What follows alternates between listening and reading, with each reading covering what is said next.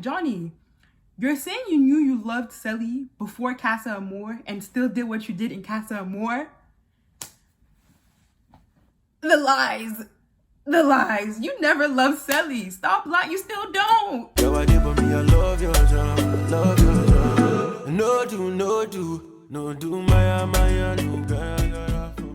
Hey everyone, I'm your host Mayoko, and today I am back with another recap / opinion related video on Love Island USA Season 2, Episode 33. Let's get straight into the video. Today was the second to last episode of Love Island USA Season 2. Tomorrow is the season finale, and I don't even know how to feel. I've been so emotionally invested in this whole season that I feel like when it ends, I'm gonna feel so clueless about what to do with my life. Like, what's gonna happen at 9 p.m.? What? Honestly, I'm just gonna dedicate 9 p.m. to just maybe reminiscing. I don't know. Once this season is over, not sure what I'm planning on doing with my YouTube channel next, but please, if you guys have any suggestions, please leave them down in the comment section. Please suggest anything you guys want me to do. I am definitely planning on reviewing Love Island USA again. Obviously, when it comes back, I am planning on reviewing Love Island Nigeria. I am planning on reviewing Love Island UK. I'm planning on reviewing Love Island Australia. Honestly, any Love Island that comes out, best believe I'm down to review all the episodes. Also, I would really appreciate it if you guys could just, like I said, comment anything you want to see my channel doing next. Thank you guys. So the episode started with Justine and Cely talking about how Carrington and Laurel almost went home, and Cely was saying how she doesn't even see them as compatible.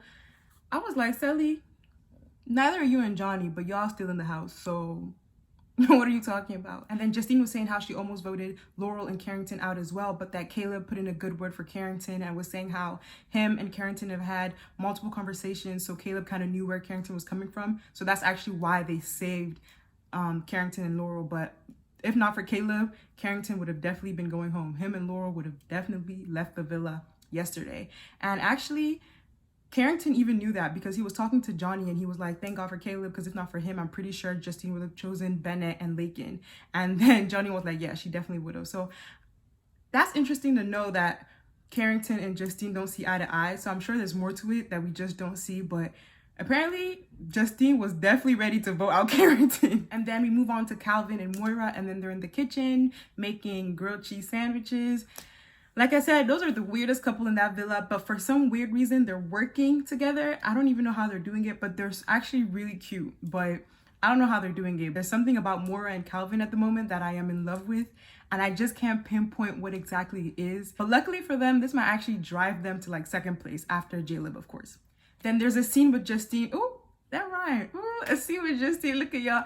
I've been doing these reviews for what? For the past, 6 days, and now I think I have bars. But there was a scene where Justine was in the shower and she tells Caleb, she's like, can you please come tell me a story? And then Caleb comes over to the shower and he's like, once upon a time there was this prince that met, I don't even know, he was telling some kind of fairy tale about how a queen met her king, basically talking about both of them. I was like, oh my gosh, you guys are so cute. Then it was time for the Islanders to go to sleep, and then Cely's like, would you guys mind if I woke you up with pots and pans? And then everyone was like, yes, we do mind. Like, what kind of stupid ass question is that? In the morning, Cely gets a text and all the Islanders are going on their final date. So we started with Carrington and Laurel, and their date, I don't even know where they went to be honest. We just see a scene where, what's his name? Carrington is driving a Ferrari, and then Laurel's in the passenger seat. And y'all, the way Carrington was driving that car, he was driving that car like it was his. I was like, boy, look at you looking really comfortable in somebody else's car. You looking real comfortable. Carrington was like driving. He actually looked real cool though. He was driving his car. I don't know. Then they went on some date. And then Laura was telling him how she's so lucky that she found him and she's so happy and she couldn't have asked for anything better. She has her dream date, dream guy. And then Carrington was like, dream girl. But the way he said it, he didn't even sound reassuring. He honestly said dream girl like he was asking a question, like dream girl. Like, I don't know, Carrington always looks very confused to me. I don't know what's happening, but Carrington looks like he wants to leave, but like the producers have told him to like just hang in there. That's what Carrington looks like to me. He looks like he's supposed to leave the villa, but someone is holding him back, literally holding him back. And the person holding him back is not Laurel. It's probably one of the producers. But when Laurel was telling him how she felt about him and how she's so happy she's found him, Carrington was talking too, but honestly, all I was hearing was lies, lies, lies. Like every time Carrington would open his mouth, it would be like lies, lies. Literally, I don't even think Carrington said anything genuine on that date. I just felt like he was just lying his whole way through. And to be honest, I just feel like Carrington likes the idea of Laurel. I don't think he necessarily likes Laurel, but that's just my opinion. Then Cely and Justine are in the villa, and then they're talking about how they need their own date, and then they call themselves Celine. And they're like, no, we need our own date away from everyone. Where do we go? So they go to like the rooftop, and then they have fruits, drinks, and they're having their date. And then Justine is like, I found love 3 times in this villa. Love with myself, love with my mans, and then love with Cely. And I was like, oh, that's really cute. You found love 3 times. Must be nice. Some of us still looking for one kind of love. Bragger.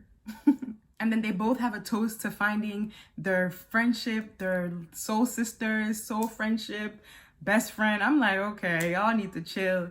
We get it. We love you guys, but like, you guys, okay, some people are gonna come for me, but hey, it is what it is.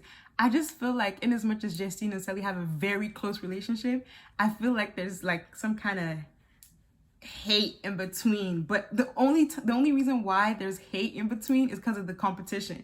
If Cely and Justine had met and then this competition wasn't at stake, then I think they would love each other 1000%. Then Caleb and Justine go on a date to the Grand Canyon.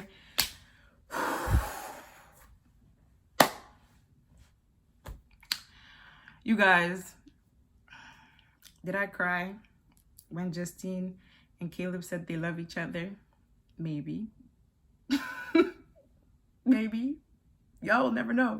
Who am I kidding? I bawled my eyes out, you guys. That was one of the most cutest moments I think I've seen on TV history. And I watch TV a lot. It was the cutest thing ever. So they go in a helicopter, and then when the helicopter lands, they go on their date. It's like a picnic.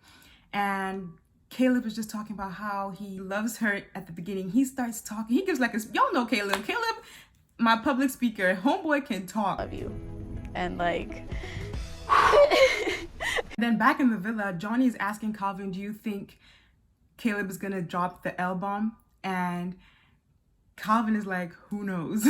I don't know, like, maybe. So I kind of think Caleb told Johnny before he left the villa that he was gonna drop the L-bomb, but then told him not to tell anyone, because the way Johnny was so sure Caleb was gonna drop the L-bomb, I was like, how, damn, like, why are you all up in people's business? Mind your business, okay? Leave Caleb alone. Let him confess his love to her. Let Justine confess her love to him. Like, what's your business? Hater. Then because Justine took so long to say I love you back, Caleb was kind of scared. So when Justine says it, as you guys can see in the video, he goes, whew. And then after that, he's like, honestly, I was ready to take a separate helicopter to go back to the villa because we're definitely not going back together. Then Moira and Calvin go on a date, and Moira looks so beautiful in her red long gown. She looks so pretty. And then they go into like this suite. Apparently they were in like a $30,000 suite. And there's like food on the table, there are oysters. So like Calvin has never tried oysters before. So she's like, oh, do you want one? And then he's like, oh yeah, let me try it. So she feeds it to him. And you guys, Calvin's face said everything. He did not like what that thing tasted like, but he was like, oh yeah, it tastes good. And but his face was like saying otherwise. I'm like, Calvin, how you gonna say you like oysters, but then your face says otherwise? At least match your facial expressions with your words. Like, what are you saying? Like, he looked like he was in distress. He looked like he was stressed. He looked like he was very stressed trying to chew the oyster. Oh my god, how is it? Okay.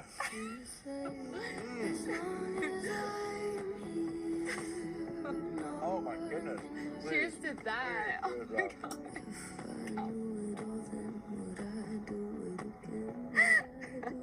And then Moira was saying how Calvin makes her happy, he makes her feel special, and that he's just made her so comfortable in the villa. And then Calvin talks about how, yeah, he really likes Moira, and then he can't believe that they're here. And all they've gone through and everything. And like I said, like they're really growing on a lot of people, actually, not just me. They're growing on a lot of people, and I will not be surprised if they win second place. And then Cely and Johnny get a date and they go to a theater. And why? You guys are so mean. Some of y'all are really mean. Like some of y'all really are rude. Someone was like, Johnny got the theater because he's an actor. I'm like,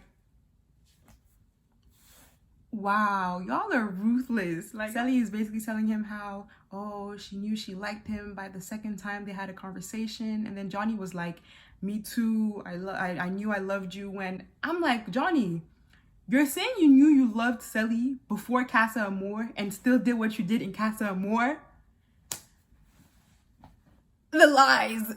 The lies. You never loved Cely. Stop lying. You still don't. You still don't like Cely. What are you saying? And Cely moves on to say how they've mastered the art of handling each other. I'm like, Cely, you have not mastered anything, sis.